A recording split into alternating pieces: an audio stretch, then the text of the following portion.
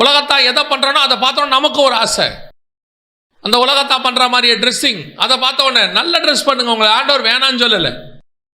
ஆனா உங்களுடைய ட்ரெஸ்ஸிங் யாருடைய மாடலா இருக்கிறது, அதான் கேள்வி. ஆண்டவர் ஆண்டவர் ஏழ்மையா அப்படியே கஷ்டப்படுறவங்களா தரித்திரரா இருக்க சொல்லவே இல்லை. ஒரு இடத்துலையும் ஆண்டவர் எளிமையா தான் இருக்க சொன்னார். இன்னைக்கு என்ன இருக்குது? ஆவியில் எளிமை உள்ளவர்கள் பாக்கியவான்கள். இன்னைக்கு என்ன இருக்குது? ஏசபேலுடைய காரியங்கள் சபைக்குள்ள வந்துருச்சு, அந்த உபதேசம் உள்ள நுழைஞ்சிடுச்சு. அதை சரின்னு சொல்லி ஏற்றுக்கொள்ளக்கூடிய தீர்க்கதரிசிகள் இருக்கிறார்கள், அதை போதிக்கிற தீர்க்கதரிசிகள் இருக்கிறார்கள். ஆண்டவர் சொல்றாரு, சபைக்குள்ளே அப்படிப்பட்டவர்களுக்கு நீ இடம் கொடுக்கிறாய். அந்த கூட்டத்துக்கு கூப்பிடுறாங்க, இந்த கூட்டத்துக்கு கூப்பிடுறாங்க. இன்னைக்கு நிறைய பாகால் தீர்க்கதரிசிகள் வெளியே சுத்தி கொண்டிருக்கிறார்கள். அவர்களுடைய நோக்கம்லாம் என்ன தெரியுமா? ஏசபேல் கிட்ட நல்ல பேர் வாங்குறது. அவங்க நோக்கம் என்ன தெரியுமா? ஏசபேல் பந்தியில போய் உட்கார்ந்து இருக்கிறது. அவங்க நோக்கம் என்ன தெரியுமா? ஏசபேல் தூக்கி போடுறதை வாங்கிட்டு வர்றது. நான் ஏசபேல் என்று சொல்வது உலகத்தை குறித்து சொல்லுகிறேன். ஒரு காரியத்தை நன்றாய் புரிந்து கொள்ளுங்கள். நாம 2 கவர்மெண்ட்டுக்கு நடுவில் இருக்கிறோம். ஒன்னு உலகத்தின் கவர்மெண்ட், வசனம் சொல்லுது பிரபஞ்சத்தின் அதிபதியானவன் சாத்தானை குறித்து. இன்னொன்று ஹெவன்லி கவர்மெண்ட், பரலோக ராஜ்யம் ஒன்று இருக்கு. நாம எல்லாருமே பரலோக ராஜ்யத்தின் பிரஜைகள். தேவன் நம்மை அதுக்குத்தான் அழைத்திருக்கிறார். நாம அங்கிருந்து எகிப்திலிருந்து விடுபட்டுட்டோம். இனி கானானை நோக்கி பிரயாணப்படுறவங்க நடுவில் தான் நம்ம நின்றுகிட்டு இருக்கிறோம். கானானை நோக்கி பிரயாணப்படுற உங்களுக்கு திரும்பி எகிப்தை பார்க்கறதுக்கு எந்த இடத்துலையும் முகாந்திரம் இல்லை. எகிப்தினுடைய நாங்கள் அந்த இறைச்சி பாத்திர தண்டையில உட்கார்ந்து இருப்போம்னா நீ வனாந்தரத்துல சாக போறவன் அர்த்தம். எப்ப அதை விட்டுட்டு வந்துட்டியோ, இனி எனக்கு எகிப்தின் இறைச்சி பாத்திரம் கிடையாது, அங்க இருக்கிற கொமட்டி காய் கிடையாது. அப்புறம் உனக்கு என்னதாப்பா? இதோ எனக்கு மன்னா வைக்கப்பட்டிருக்கிறது, ஒவ்வொரு நாளும் கொடுக்கப்படுகிறது. இது என்னை கானானுக்குள்ளே கொண்டு போய் சேர்க்கிற வரைக்கும் கொடுக்கப்படுகிற மன்னா. அதுதான் கர்த்தர் உங்களுக்கு எனக்கு வச்சது.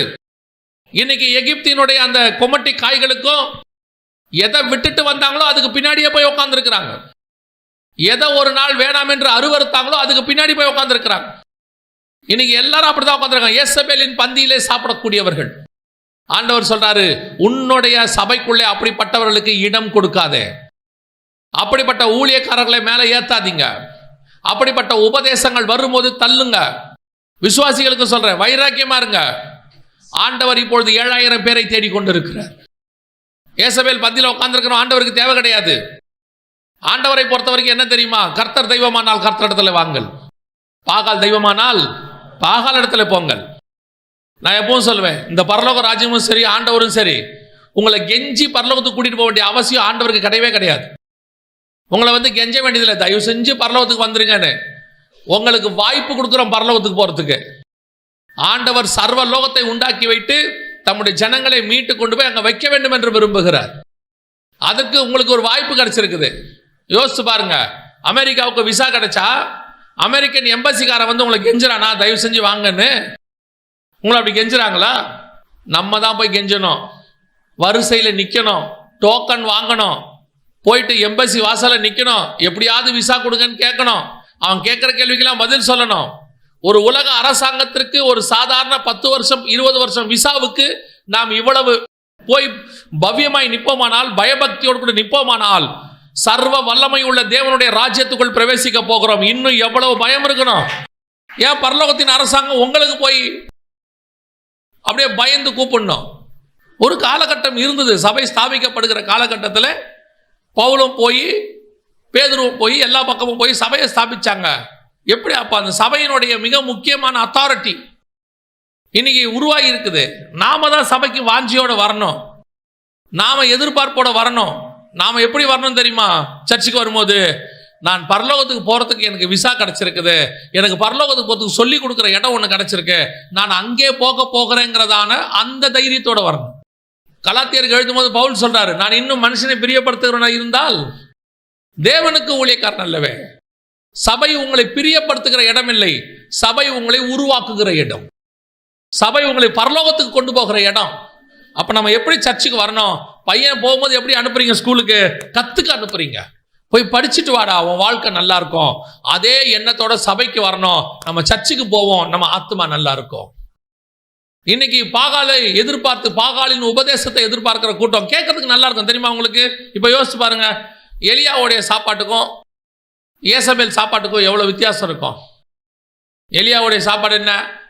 சாரிபாத் விதவையின் வீட்டுக்கு போய் சாப்பாடு என்னப்பா, மாவு இருக்குது, எண்ணெய் இருக்குது, இருக்கிறத தட்டி அந்த மாவாவது கிடச்சிருக்குது, அதை வச்சு ஓட்டுவோம். கரெக்ட். எலியா உனக்கு என்ன சாப்பாடு? காலையிலையும் சாயங்காலமும் ஒரு இறைச்சி துண்டும் ஒரு அப்பமோ காக்கா கொண்டு கொடுக்குது. சரி, வேற என்ன? வேற ஒன்றும் இல்லை, டெய்லி தான் காலையும் சாயங்காலமும். ஏசபேல் பந்தியில் என்ன இருக்கு? 6 வகையான கூட்டு இருக்கு, 7 வகையான நான் வெஜிடேரியன் இருக்கு. ஓப்பனிங்கில் ஸ்வீட்டில் ஆரம்பித்து முடிக்கும் போது பாயாசத்தில் முடிக்கிறாங்க. ராஜ சாப்பாடுங்க. உலகத்தினுடைய மேன்மை அப்படித்தான் இருக்கும். உலகத்தினுடைய ஆசீர்வாதம் அப்படித்தான் இருக்கும். உலகத்தில் சொல்லப்படுகிற உபதேசங்கள் அப்படித்தான் காதுக்கு இருக்கும். இப்படி பேசும்போது காதுக்கு நல்லா இருக்குது. உன்னுடைய பொருளாதாரத்தை கர்த்தர் ஆசீர்வதிப்பார். இப்போ என்ன பொருளாதாரத்தில் கர்த்தர் நம்மளை ஆசீர்வதிக்காம இருக்காரு? உலகத்தில் இருக்கிற எத்தனையோ பேரை விட கர்த்தர் நம்மளை ஆசீர்வாதமாகத்தான் வைத்திருக்கிறார். உங்களுக்கு எனக்கு ஆசை காட்டுற இந்த மாதிரி ஏசபேலின் உபதேசங்கள் நிறைய இருக்குது. நீங்க உட்கார்ந்து உலகத்தை அப்படியே உங்களுக்குள்ள ஏத்துறான், கொஞ்சம் கொஞ்சமா. எப்ப இயேசுவின் ரத்தத்தால கழுவப்பட்டு சபைக்குள்ள நான் வந்துட்டேனோ அன்னைக்கே கர்த்தர் என்னை ஆசீர்வதிக்க தொடங்கிட்டார். ஆண்டவருக்கு தெரியும் எப்போ எவ்வளவு ஆசீர்வாதம் கொடுக்கணும்னு, நமக்கு என்ன தேவை என்பதை நம்முடைய பரமபிதா முன்பே அறிந்திருக்கிறார். இன்னைக்கு ஏசபேலின் உபதேசங்கள் உள்ளுக்குள்ள வந்து நூதனமான காரியங்களை சொல்லி கொடுத்து வஞ்சிக்குதாமா. இன்னைக்கு வஞ்சிக்கக்கூடியவர்கள் வந்துட்டாங்க. விசுவாசிகளுக்கு சொல்றேன், சத்தியம் எப்பவுமே கொஞ்சம் கசக்கத்தான் செய்யும்.